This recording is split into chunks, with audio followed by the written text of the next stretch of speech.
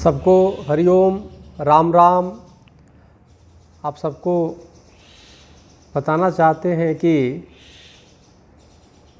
हमारी एक संत महासभा की बैठक जो होनी थी, पहले तो मैंने सोचा था कि अपने स्थान पे ही बैठक करें। संतों की जो देश के अच्छे वरिष्ठ संत हैं, तो देश के कोने कोने से हर प्रदेशों से एक एक कम से कम प्रतिनिधि बुलाया जाए जो हमारी संतों के अधिकार की बात करे, संतों को इस कोरोना काल में जेल से बाहर निकालने की बात करे। और काफ़ी संत ऐसे जो हमारे पास फ़ोन और वो आते हैं जिसमें काफ़ी जो आर्थिक रूप से कमज़ोर संत हैं उनको सहयोग देने की बात करें। और संतों पे जो झूठा आरोप लगा दिया जाता है उसके लिए संत आयोग के गठन के पे चिंतन करें। तो कई मुद्दे लेकर के, और जो वेब सीरीज एक आश्रम बना, चाहे इस तरह से जो भी बन रहा है उसको रोकने के लिए, और फिर फिल्म और वेब सीरीज में जो एक उसका गठन करके जो सेंसर बोर्ड और उसमें धार्मिक लोगों से जुड़े हुए व्यक्ति को उसमें रखे जाने का आदि पर चिंतन के लिए बैठक रखने थे। लेकिन सोशल डिस्टेंसिंग को देखते हुए और काफ़ी सलाह के बाद सोशल डिस्टेंसिंग का पालन करते हुए एक जो फ़ोन पे और स्क्रीन पे के माध्यम से वर्चुअल जो बैठक आजकल हो रहा है उस तरह संतों से बैठक हुई। और बड़ी खुशी की बात है कि देश के केरल से जहाँ पे दत्तात्रेय साईं स्वरूप जी शामिल हुए, पंजाब से दाताराम जी, और तमाम देश के हरिद्वार से, ऋषिकेश से, छत्तीसगढ़ से, उड़ीसा से तमाम संतों का विचार आया। और उसमें विचार आया भी और प्रस्ताव पास हुआ। और प्रस्ताव ये पास हुआ कि जो महाराष्ट्र में मुंबई में जिस प्रकार से संतों की हत्या हो गई उस पर सीबीआई जांच की जाए।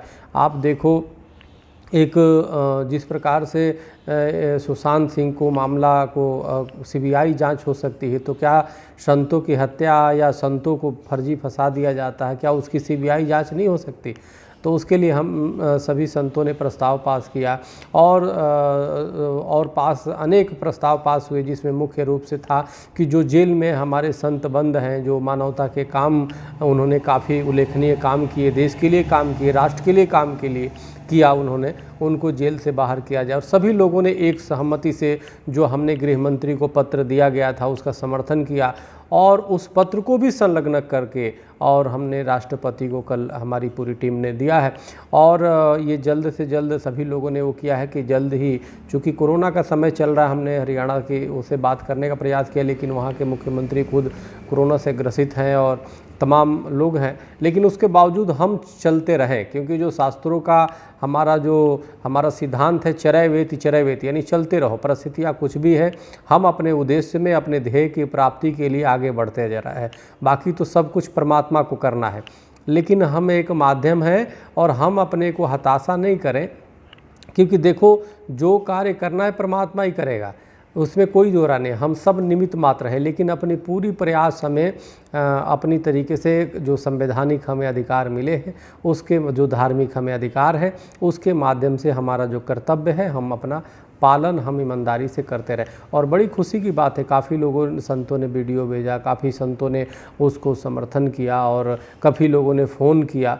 तो एक माहौल बनना शुरू हो गया है। जो कल तक बोलने से कतराते थे, नहीं बोल रहे थे, वो बोलना शुरू हो गए। जब बोलना शुरू हो जाते हैं तो ये लोकतंत्र है, धीरे धीरे एक माहौल बनेगा। और देखो जब सही लोग, जब सच्चे लोग, बहुत लोग जानते हैं कि हमारे किसी संत पे अन्याय हो रहा है, लेकिन जब वो मौन होते हैं ना, चुप होते हैं, और जो नकारात्मक शक्तियाँ वो बोलते हैं, उनकी संख्या ज़्यादा नहीं होती, वो कुछ लोग ही होते हैं, लेकिन वो जब बोलते हैं तो उनकी आवाज़ इसलिए ऊंचे हो जाते हैं, इसलिए उनकी आवाज़ सुनाई देती है, क्योंकि जो सच्चे लोग हैं, जो सत्य के समर्थक हैं, वो कहीं ना कहीं मौन रहते हैं, वो चुप हो जाते हैं।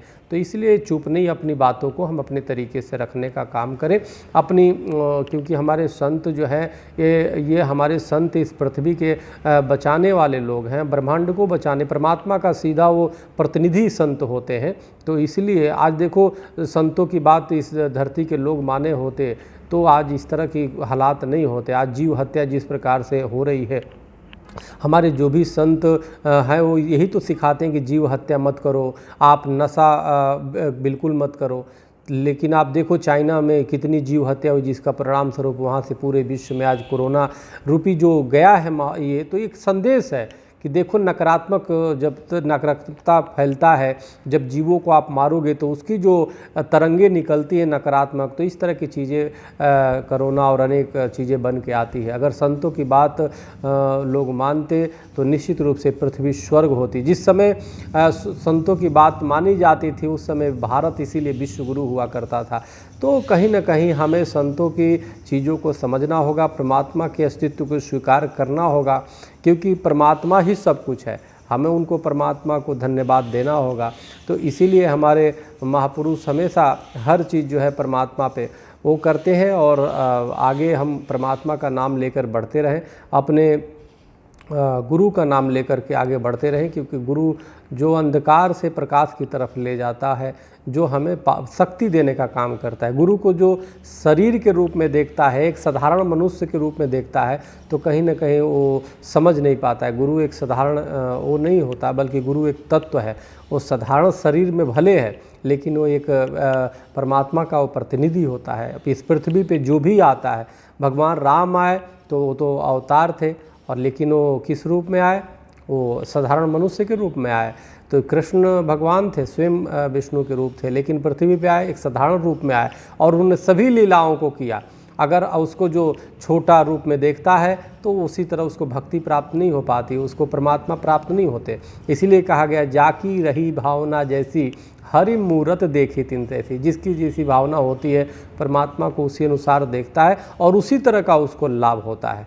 तो हमारी निष्ठा और विश्वास, ये समय आपस की मेल का है। हम आपस में किसी प्रकार का एक दूसरे पे बिल्कुल आपस में एक दूसरे से हम मैत्री भाव रखें, हम प्रेम भाव रखें।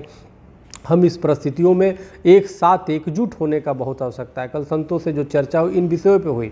देखो संत कोई भी है, चाहे आप देखो संत इतना बेचारे तपस्या करते हैं। इसको तपस्या किस लिए करते हैं? समाज की खुशहाली के लिए, राष्ट्र की खुशहाली के लिए, लेकिन वो आपके लिए पूरी तरह समर्पित होते हैं।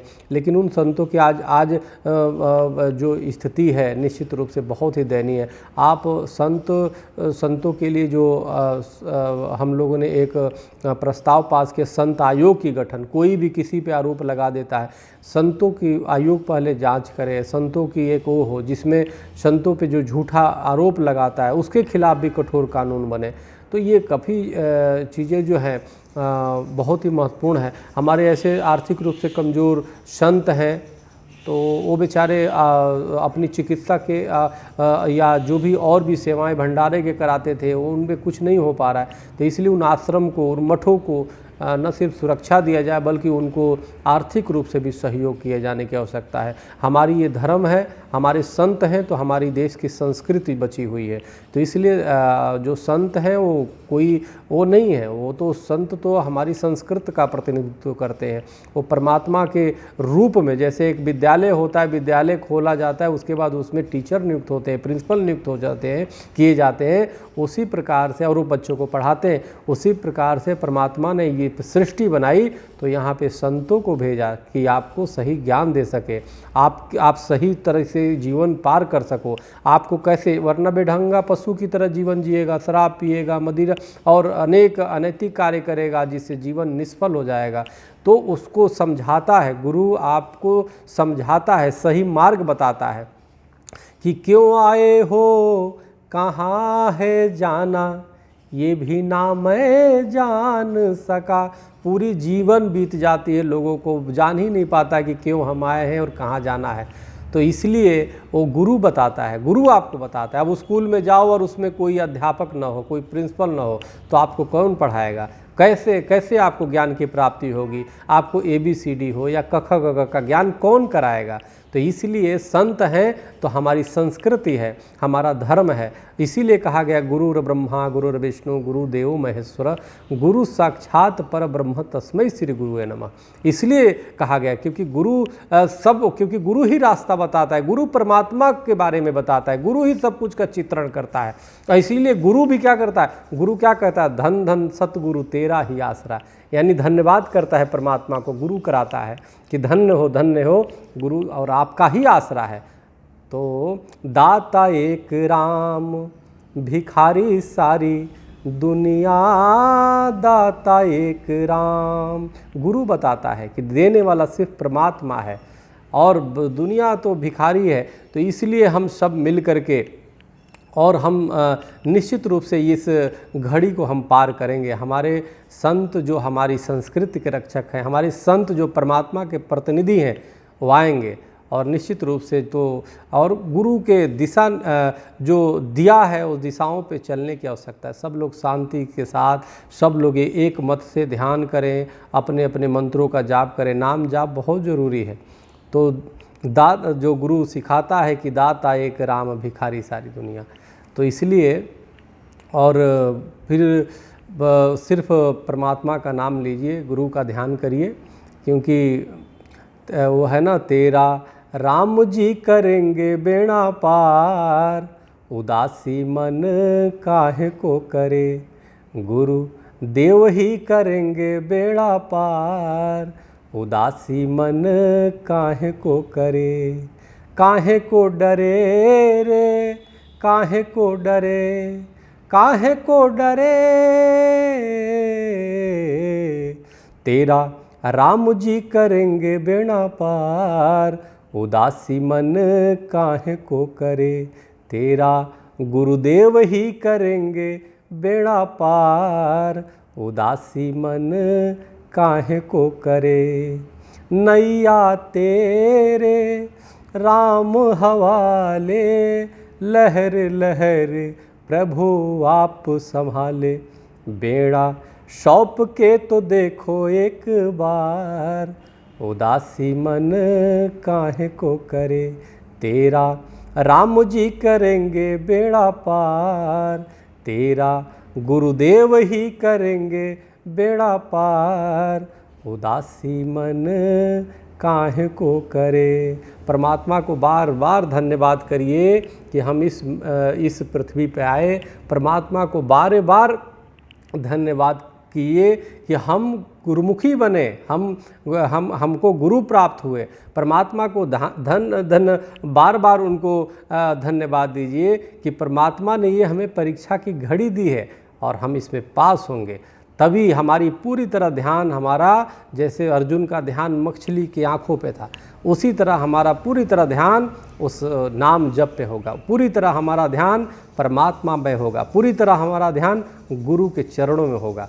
तो हमें असफलता छू ही नहीं सकती, हम तो सफल ही होंगे और दुनिया की कोई ताकत हमें रोक नहीं सकती। तो इसलिए हम परमात्मा का नाम लेते रहें और अपने सात्विक विचार और अपने सात्विक अच्छे विचारों के साथ, हम अच्छे संकल्पों के साथ मनसा वाचा कर्मणा हम चलते रहें। आपको मैं बताऊं, दुश्मन टेंशन में हो जाएगा। टेंशन हमें लेने की आवश्यकता नहीं है, हमें चिंता करने की आवश्यकता नहीं। चिंता हमें उनकी चिंता नहीं, चिंता उनकी हमारी है। कई बार गाड़ियों पे लिखा रहता है ना, हमें उनकी चिंता नहीं, चिंता उनकी उनको हमारी है। हमारे गाड़ी के रक्षक सुदर्शन चक्रधारी। तो जिसके स्वयं परमात्मा रक्षा करता है, जो मंत्र गुरु देता है, मननात्रायते इति मंत्र, जो मनन करने से आपकी रक्षा करता है, सुरक्षा करता है। तो जब गुरु देता है तो कवच देता है, गुरु जो देता है वो रक्षा करने के लिए आपको बीज मंत्र दे देता है। तो जो गुरुमुखी है, जो गुरु के दिशा निर्देशन पे चलता है, वो अपने आप में एक आभा मंडल उसके चारों तरफ रहती है, जो उसकी रक्षा और सुरक्षा करता है। तो हम सब निमित्त मात्र हैं, सब निमित्त मात्र हैं, और हम लोग अपने रास्ते पे, हम लोग धर्म के रास्ते पे चलते रहें। हमें परमात्मा सद्बुद्धि दे, हमें गुरुदेव से सद्बुद्धि दे, और जो हमें कभी भी हम मार्ग से भटके ना, हम सीधा मार्ग पे चलते रहें और धर्म के मार्ग पे चलते रहें। बस जीवन इसी में, जीवन की सब कुछ सार, सब तत्व हमें छिपा हुआ है। इसी से स्वर्ग है, इसी से मोक्ष है, सब कुछ इसी में। हम अपने कर्म करते रहें। भगवान कृष्ण ने भी यही कहा और भगवान श्री राम ने भी यही कहा, और सभी गुरु, सभी संत महापुरुष भी यही कहते हैं। इसलिए निश्चित रूप से हम सब इस अपने जो चल रहे हैं इसमें हम लोगों को सफलता ज़रूर मिलेगी। हमारे संत जो भी हैं आएंगे बाहर, हम संतों की रक्षा कर सकते हैं और करेंगे जितना हो सके, और संत हमारी रक्षा करेंगे। तो सब जो हम लोग का दायित्व है हम लोग अपने अपने कर्तव्य करते रहेंगे। तो जो कल प्रस्ताव पास हुआ ये तो दुनियावी चीज़ें हैं, लेकिन फिर इसको भी करने पड़ते हैं। हम लोगों ने राष्ट्रपति को कल दिया है और बहुत जल्द ही मिलने का भी कार्यक्रम बना रहे हैं, मिल कर के भी और वार्ता करेंगे। और प्रतिनिधियों को भी हम चाहेंगे प्रतिनिधि भी अलग अलग तरीके के आए। और संत समाज अब चारों तरफ से, देश के हर कोने से और यहाँ तक कि विदेशों से भी कई लोग जुड़े थे और वो लोग भी अपने विचार देना शुरू कर दिए हैं, संतों के समर्थन में बोलना शुरू कर दिए हैं। और निश्चित रूप से हमारे जो अपने लोग हैं वो बिल्कुल इसमें ध्यान देते रहें और धैर्यता के साथ अपनी संवैधानिक जो हमें अधिकार मिला है उस पे आगे बढ़ते रहें। हमें सफलता ज़रूर मिलेगी और ज़रूर मिलेगी, बस हमारी विश्वास हमारी बनी रहे, क्योंकि और संकल्प के साथ, क्योंकि संकल्प जिस चीज़ को अगर जो अच्छी भावना से आप करते हैं तो हमें मंजिल ज़रूर मिलता है। क्योंकि है ना कि संकल्प न हो यदि जीवन में गंतव्य कहाँ से मिलता है। अगर हम किसी चीज़ को संकल्प ही नहीं करेंगे तो हमें गंतव्य का मतलब होता है मंजिल, हमें मंजिल कहाँ से मिलेगा। तो संकल्प न हो यदि जीवन में गंतव्य कहाँ से मिलता है, संघर्ष न हो यदि जीवन में इतिहास कहाँ बदलता है। हमेशा से इतिहास तभी बदला है जब संघर्ष हुआ है। अब जो हमारे संत इस समय जेल में हैं उन्होंने देश और धर्म के लिए संघर्ष किया है, उन्होंने मानवता के लिए संघर्ष किया है, उन्होंने धर्म की स्थापना के लिए संघर्ष किया है। उनको बारंबार कोटिसौ प्रणाम हम करेंगे। उससे कुछ नहीं होता, दुनिया कुछ भी कहती रहे, उससे हमें मतलब नहीं। हाथ कंगन को आरसी का, पढ़े लिखे को फारसी का। और एक है ना कि देखो हम तो पूज्य संतों जिन्होंने मानवता के कार्य किया, हमारे जो संत हमारे इस समय जेल में हैं, आप कमाल का उन्होंने काम किया। तो हम तो कहते हैं, हमसे कई लोगों ने फ़ोन भी करके स्वामी जी क्यों आप ऐसे समर्थन में बोल रहे हैं। मैंने कहा देखो तुम लोग जो है ना, जो गलत कोई बोलता है तो उसमें चले जाते हो, हम तो उसको देखते हैं जो उन्होंने अच्छे काम किए। तो ले दे के फ़कत एक नज़र ही तो है अपने पास, ले दे के फ़कत एक नज़र ही तो है अपने पास, क्यों देखे दुनिया को किसी और की नज़र से, हम अपनी नज़र से देखें। हमारा आत्मा कहता है कि हमारे वो संत वो सृष्टि की रक्षा के लिए हैं, हमारी वो संत मानवता की रक्षा के लिए हैं, हमारे वो संत धर्म की रक्षा के लिए हैं। और इस समय अगर हम मौन हो गए तो इतिहास हमें कभी माफ़ नहीं करेगा, परमात्मा हमें कभी माफ़ नहीं करेगा। इसलिए हम बोलेंगे, और बोलेंगे नहीं, संतों की सेवा में सब कुछ अपना न्यौछावर करेंगे। और निश्चित रूप से हम संतों की उस लड़ाई में, मानवता के लिए लड़ाई की, धर्म की लड़ाई में हम हमेशा तन मन धन से साथ निभाएंगे, साथ रहेंगे और अपनी जो गिलहरी वाली जो सेवा है, जो चिड़िया वाली जो सेवा है, उसको करते जाएंगे। इन्हीं संकल्प के साथ पुनः एक बार आप सबको राम राम, हरिओम। आप सबको बहुत बहुत धन्यवाद। हरिओम।